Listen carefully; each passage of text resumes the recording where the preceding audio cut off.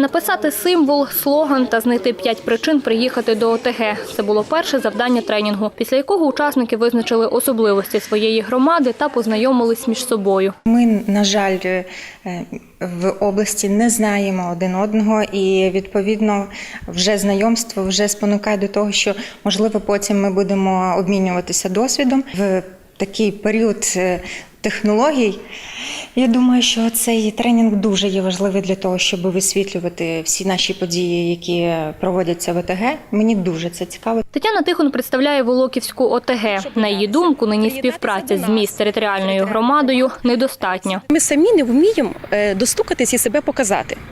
Якби з нашої сторони працювала б якась відповідна рекламна кампанія, якби ми про себе б заявляли більш голосно, то і люди більше б дізнались про нас. Коли я почула, що це буде тренінг, на якому будуть навчати правильно розмовляти, правильно показати, прорекламувати свою громаду, це викликало захоплення, тому що здобутків є надзвичайно багато, а правильно їх показати, продемонструвати, заохотити тих, що бояться, можливості немає.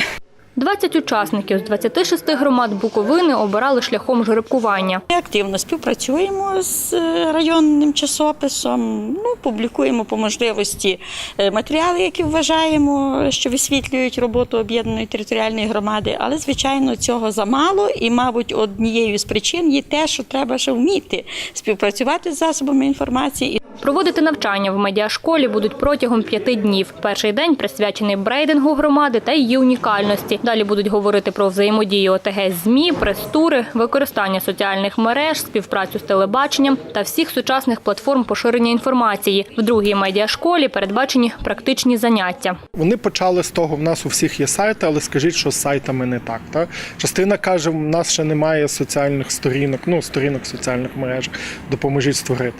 Частина говорила про те, що ми маємо про що сказати, але коли до нас приходять з камерою, ми губимося, розкажіть, як нам брати участь в інтерв'ю і не губитися, розповісти, як нам, власне, донести мешканцям про те, що в нас в громаді відбувається.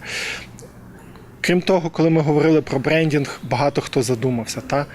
В чому таки, власне, унікальність? Чому в мою громаду має приїхати хтось інший? Керівником проекту є журналіст регіональної філії ПАТ НСТУ Лілія Дудка. Розповідає, ідея проекту виникла під час спілкування з представниками ОТГ. Дуже часто ми, готуючи свої програми, побачили, що люди на місцях навіть не знають, що у них в громаді відбувається. А якщо щось відбувається, вони навіть не знають, як про це розповісти і куди звертатися. Сьогодні є дуже багато методів, сучасних, платформ різних. І наша мета була навчити наші буковинські громади про себе розповідати, популяризувати своїх людей, свої території. Оскільки ми побачили, що об'єднані територіальні громади не вміють подавати інформацію, поширювати інформацію про себе. Дуже часто об'єднана громада має гарні заходи, має унікальні можливості, але, на жаль, вона не ділиться з іншими громадянами, не ділиться взагалі ні з ким, і про це практично ніхто, навіть часом в самій громаді, не знає про їхні успіхи і про їхній розвиток. В рамках медіашколи учасники разом з професійними журналістами готуватимуть презентаційні ролики своєї громади. Євгенія Гайфер, Назар Волошенюк, телеканал Буковина.